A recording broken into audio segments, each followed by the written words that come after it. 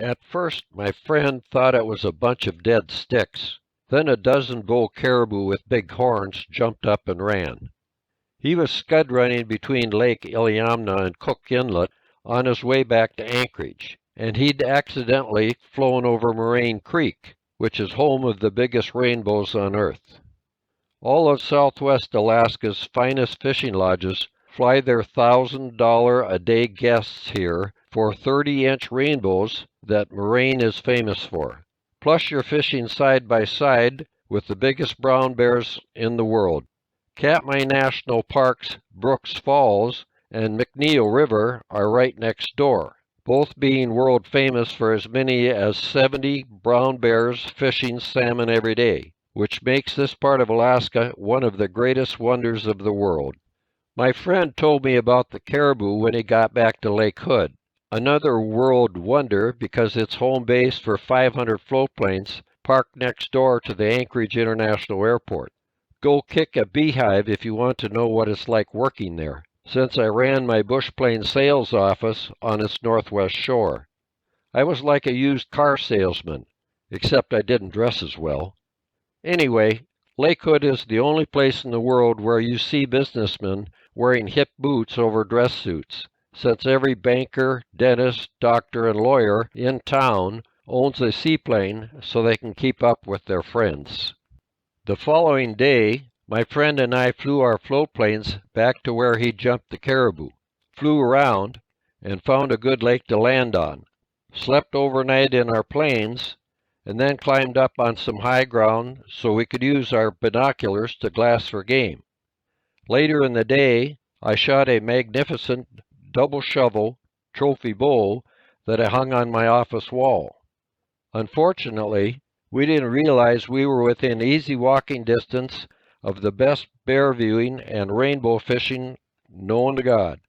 Strangely, not many people know about Morain Creek, nor do they usually want to talk about it. This is an affordable, world-class Alaskan adventure for people who want combo rainbow fishing, caribou hunting, and bear viewing all in one trip. Fly Alaska Airlines to Anchorage, use Lyft or Uber to Lake Clark Air on Merrill Field, Anchorage's downtown general aviation airport, and then take Lake Clark's daily flight to Port Ellsworth on Lake Clark, where they will then fly you 70 miles over to Morain Creek in one of their floatplanes. I've been longtime friends with Glenn Ellsworth, owner of Lake Clark Air, and there isn't a nicer guy or better bush pilot in Alaska. And I don't know that his pilots and he have ever had an accident in the tens of thousands of hours they've flown back and forth in Lake Clark Pass, one of the most spectacular places imaginable, plus a pretty scary one as well.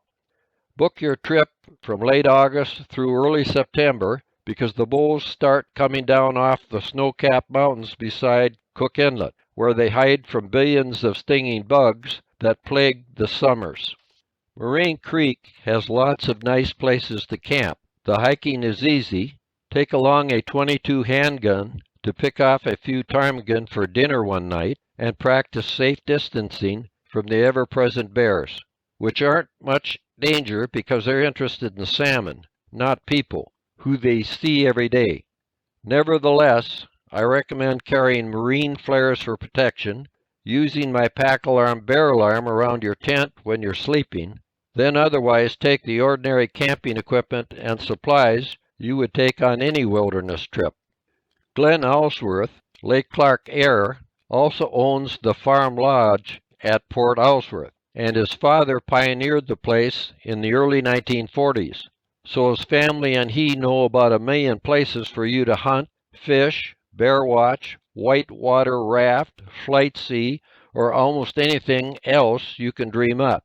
So give them a call for the trip of your lifetime.